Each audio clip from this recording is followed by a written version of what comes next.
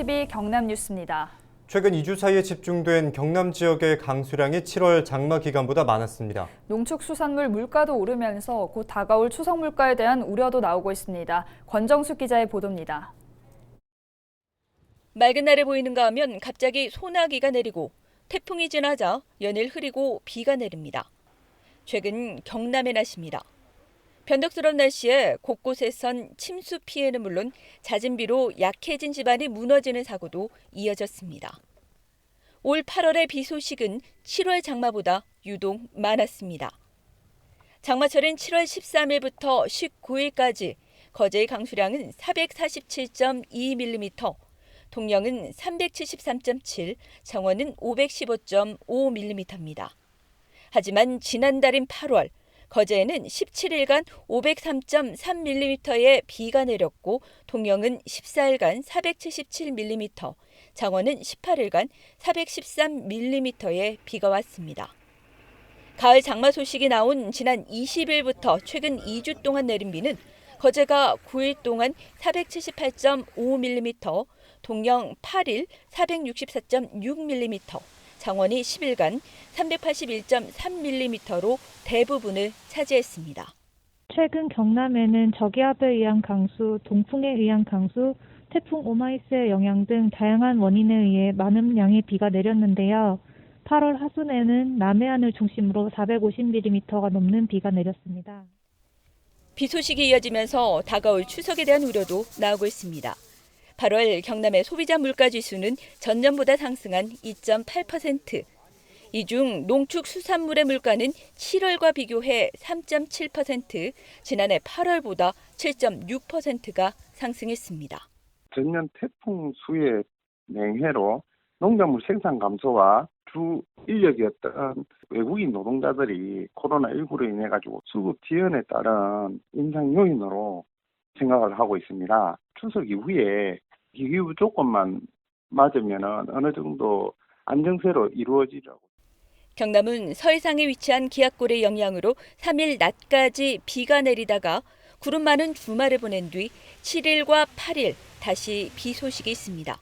특히 3일까지 남해안으로는 20에서 60, 내륙으로는 10에서 40mm의 비가 더 내릴 것으로 예상돼 안전관리가 당부되고 있습니다. 헬로티비 뉴스 권정숙입니다. 경유차에 등유를 넣으면 안 되는 건 모두가 아는 상식인데요. 김해에서 경유를 넣어야 할 화물차에 등유를 주유하던 판매업자가 적발됐습니다. 경유차에 등유가 들어가면 대기 오염은 물론 차량의 결함을 일으켜서 자칫 대형 사고를 낼 수 있습니다. 불법 주유 현장을 김영민 기자가 보도합니다. 늦은 밤 김해의 한 도로입니다. 2.5톤급 이동식 주유 차량이 대형 트럭 앞에 바짝 붙어 있습니다. 스톱! 스톱! 나와봐요. 나와봐요. 당황한 판매업자는 주유하고 있던 기계를 급히 끕니다. 경유를 넣어야 할 트럭에 난방용 기름인 등유를 넣고 있던 겁니다. 판매업자인 40대 남성은 코로나로 주유소 사정이 어려워지자 지난 4월 주유소를 폐업하고 무허가 상태에서 영업한 것으로 파악됐습니다. 20여일간 잠복 근무 끝에 불법 주유 현장을 적발하게 되었습니다. 당시 화물차 차주는 현장에 없었고 석유 판매업자는 등유를 덤프트럭에 주유했다고 시인하였으며 불법 주유가 이뤄졌던 현장을 가보니 대형 트럭이 줄지어 주차돼 있고 아스팔트 바닥에는 여전히 기름 자국이 선명하게 남아 있습니다. 이 불법 주유가 이루어졌던 도로입니다. 이 보시는 것처럼 도로 곳곳에 CCTV가 설치돼 있지만 이 판매업자는 인적이 드물고 CCTV의 사각지대를 골라 단속반의 눈을 피해왔습니다. 지난달 기준 경유 가격은 리터당 평균 1,440원 가량인데 비해 등유 가격은 940원대선을 유지했습니다. 리터당 500원 정도 싸다 보니 장거리를 운행하는 화물차주들이 등유의 유혹에 쉽게 흔들리는 겁니다. 실제 지난해 가짜 석유 판매로 적발된 업체는 84개소에 달합니다. 문제는 기름값을 아끼려다 자칫 대형 사고를 초래할 가능성이 있다는 겁니다. 경유차에 뻑뻑한 등유를 넣게 되면 엔진이 닳아 운전 중 시동이 멈출 수도 있습니다. 또 미세먼지를 유발하는 질소 산화물도 25%까지 늘어나 대기 오염의 주요 원인이 되기도 합니다. 현재의 디젤 엔진들은 커먼 레일이라고 하는 시스템이 적용되어 있습니다. 그 주요 구성품들은 초정밀 부품으로 이루어져 있습니다. 그 아이들이 윤활이 되지 않으면 마모가 일어날 것이고 그 마모에 의해서 발생한 쇳가루 등이 연료를 분사하는 인젝터를 막음으로써 불안전 연소나 또는 시동의 꺼짐 등으로 이어질 수가 있고 김해 씨는 불법 주유를 한 남성을 경찰에 수사 의뢰할 예정이며 앞으로 단속을 더 강화할 것이라고 밝혔습니다. 헬로티비 뉴스 김영민입니다.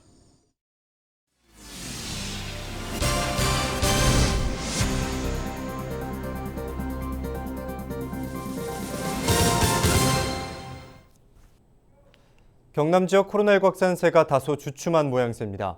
경상남도는 지난달 26일부터 이달 1일까지 최근 일주일 사이 도내 코로나19 하루 평균 확진자 수가 56.4명으로 줄어들고 있다고 밝혔습니다. 하지만 지인과 가족, 직장 동료 간의 접촉으로 감염은 계속 이어지고 있습니다. 방역당국은 사람 간의 거리 두기로 대화를 최대한 줄이고 개인 방역 수칙을 철저히 지켜줄 것을 당부했습니다. 한편 추석 명절을 앞두고 사람이 많이 몰릴 것으로 예상되는 버스터미널과 휴게소에 임시선별검사소가 설치됩니다. 경남도는 3일부터 이달 30일까지 창원 종합버스터미널과 통도사 휴게소, 부산 방향에서 진단검사를 실시합니다. 운영시간은 오전 11시부터 밤 8시까지이며 창원과 양산시 방역당국과 군인, 도로교통공사 인력이 지원됩니다. 창녕에서 박원순 전 서울시장의 분묘를 훼손한 20대가 경찰에 붙잡혔습니다. A씨는 1일 밤 11시 50분쯤 창녕군 한 야산에 안치된 박원순 전 서울시장 분묘를 파헤쳤습니다. 2분 뒤 A씨는 경찰에 전화를 걸어 스스로 신고했고 현장에서 체포됐습니다. A씨는 경찰 조사에서 성추행범이 누워있는 게 기분 나쁘다고 말한 것으로 알려졌습니다. 경찰은 A씨를 상대로 정확한 사건 경위를 조사하고 있습니다.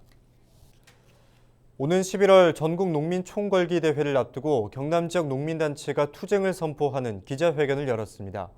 경남 농민단체는 내년 대통령 선거와 지방선거에서 향후 5년간의 농정 방향이 결정난다며 획기적인 농정의 대전환이 필요하다고 투쟁 선포의 배경을 설명했습니다. 이들은 오는 10일 경남에서 코로나19 상황에 따라 농민대회를 분산 개최하고 경남 농민 10,000명 선언운동을 진행할 것이라고 밝혔습니다. 또한 11월 17일 예정된 전국 농민 총궐기 대회에 참가하기 위해 대규모 상경단을 조직하고 11월 집단 면역이 형성되면 대선 후보를 직접 만나 요구사항을 전달하겠다고 전했습니다. 준공영제 시행 첫날인 지난 1일 버스기사가 운행을 하며 휴대전화 동영상을 보다 시민 신고에 덜미를 잡혔습니다. 창원시청 홈페이지 대중교통 민원신고 게시판에는 1일 아침 752번을 탑승했는데 기사가 계기판 위에 유튜브를 틀어 동영상을 보며 운전했다며 한 시민이 고발하는 글이 올라왔습니다. 이 시민은 당시 버스에 승객이 가득 있었고 위험한 상황이 일어나지 않을까 노심초사했다며 이런 일이 일어나지 않길 바라며 민원을 넣는다고 밝혔습니다. 도로교통법 49조에는 운전자가 방송 등 영상물을 수신하거나 재생하는 장치를 운전 중 볼 수 있는 위치에 두고 영상이 표시되지 않도록 해야 한다고 명시돼 있습니다. 회사 측은 징계가 필요해 보인다고 밝혔으며 창원시도 경위를 파악해 처벌을 검토하겠다고 전했습니다. 2일 통영해양경찰서는 고성군 동해면 앞바다에 빠진 승용차 한 대를 인양했다고 밝혔습니다. 지난 1일 오후 6시 20분쯤 승용차가 바다에 빠지는 것을 보고 주민이 신고했으며 통영해경이 출동해 인양했습니다. 다행히 운전자 67살 A씨는 뒷좌석 창문으로 탈출했으며 생명에는 지장이 없는 것으로 알려졌습니다. 해경은 A씨의 조작 미숙으로 차가 바다에 빠진 것으로 보고 정확한 사고 경위를 조사 중입니다. 이다솜 아나운서, 요즘 물가가 많이 올랐다고 하죠? 네, 정말 장보기가 겁날 정도입니다. 소비자 물가가 8월 한 달 동안만 2.6% 올랐는데요. 특히 채소와 과일, 고깃값이 7.8%나 뛰었다고 합니다. 그렇군요. 그런데 정작 일부 산지에서는 농산물 가격이 폭락해서 농민들이 애타고 있다고요? 가을 장마에 병충해까지 생겨서 아예 농사를 포기하는 농민분들도 계시다고 합니다. 추석이 다가오는데 정말 걱정입니다. 네, 또 일부 지역에는 비 소식이 있는데 이제 비 좀 그만 좀 내렸으면 좋겠습니다. 이상으로 뉴스를 마칩니다. 함께해 주신 여러분 고맙습니다.